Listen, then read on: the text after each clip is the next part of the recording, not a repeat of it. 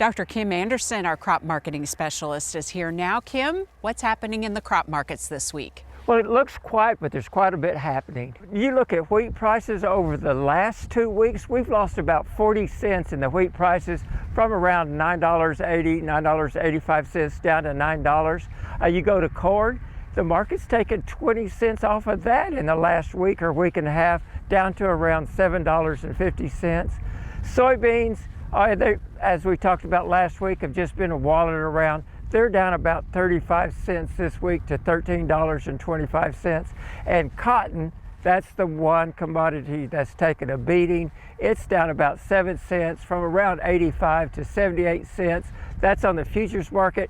Take about 3 cents off. That gets it about 75 cents in southwestern Oklahoma. The drought is, of course, what we're talking about a lot. How is it translating to the crop markets? It's having a relatively big impact, both on prices and on production. On prices, there's a lot of risk for production. Stocks are relatively tight, both in the United States. Not quite as tight around the world, but there is tight stocks. And when we can't get our wheat planted, and if we can't get it raised, it's impacting prices. And I think it's keeping prices up a little bit. It's also impacting the planting decisions.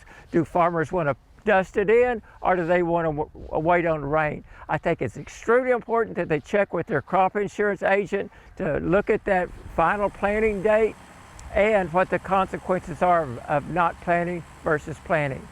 You've talked about the Russia-Ukraine war being really the biggest factor that's impacting the market. How so? There's a lot going on there. I think that one thing we've got to look at is the point of view of Ukraine. Right now, they've been taking back territory that they'd lost.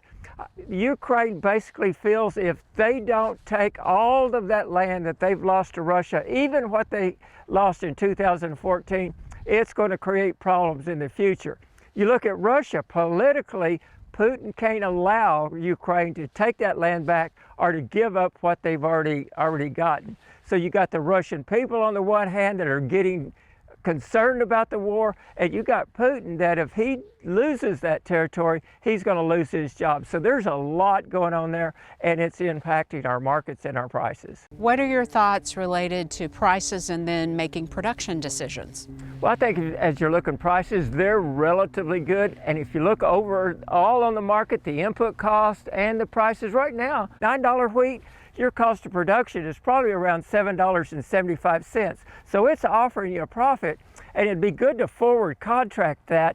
However, you can't, because you don't know how much production you're going to have. It may be from 0 to above average yields. That wheat is a marvelous plant. So it's got a potential to impact prices over the long run. Prices could be as low as 6 at harvest or as high as 13.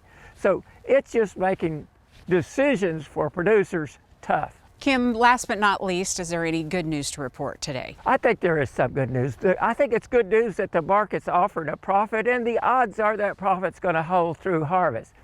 You look at the inputs that we've got to have: fertilizer, chemicals, fuel. Yes, those prices are relatively high, but they are available if we need them. And most producers have crop insurance. If they can't get it planted, or if they have a crop failure, they've got a backstop. They got some protection there with the crop insurance. And finally, it will rain. We just don't know when, but it will rain. All righty, Kim, thanks a lot. We'll see you next week.